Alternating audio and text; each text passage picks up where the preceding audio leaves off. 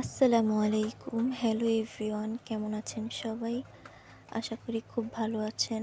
আল্লাহর রহমতে আমরাও অনেক ভালো আছি।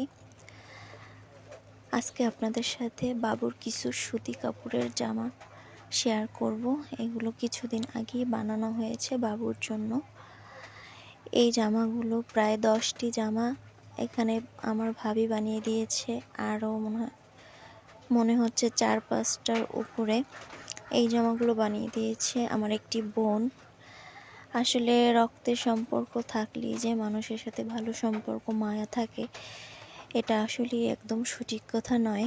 রক্তের সম্পর্ক ছাড়াও অনেক সময় মায়া ভালোবাসায় জড়িয়ে পড়তে হয়। সেরকমই একজন বোন আমার বাবুকে জামাগুলো বানিয়ে দিয়েছে। আসলে আমার ওই বোনটা আমার রক্তের আত্মীয় কেউ না, বা আশেপাশে আমার বাবার বাড়িরও কেউ না। আমরা আসলে এক স্কুলে জব করতাম, ওখান থেকে আমাদের সম্পর্কটা শুরু। সেই থেকেই এতখানি চলে এসেছে সম্পর্কটা। আমাকে, আমার মেয়েকে এতটা ভালোবাসে যা বলার বাহিরে। আর আমার কথার মধ্যে আপনারা যে আমার ডিজাইন, কালার, বানানো কেমন হয়েছে সবই দেখতে পাচ্ছেন। কমেন্ট করে জানাবেন বাবুর জামাগুলো আসলে কেমন হয়েছে দেখতে। আর আমার সেই বোনটাকে অসংখ্য ধন্যবাদ, আর ভাবিকেও অসংখ্য ধন্যবাদ, কারণ ভাবি অনেক কষ্ট করে জামাগুলো তৈরি করেছে। তার 2 দিন লাগছে এই জামাগুলো বানাতে।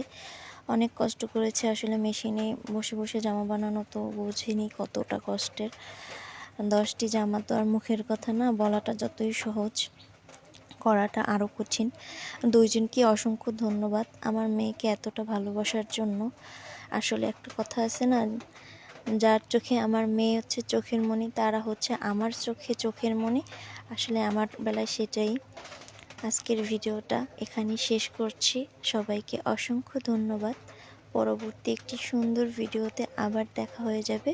ততক্ষণ সুস্থ থাকবেন, ভালো থাকবেন। আর আমার কথায় কোনো ভুল ত্রুটি হলে আমাকে ক্ষমা করে দিবেন। আর আমার মেয়ের জন্য সবাই দোয়া করবেন। আল্লাহ হাফেজ।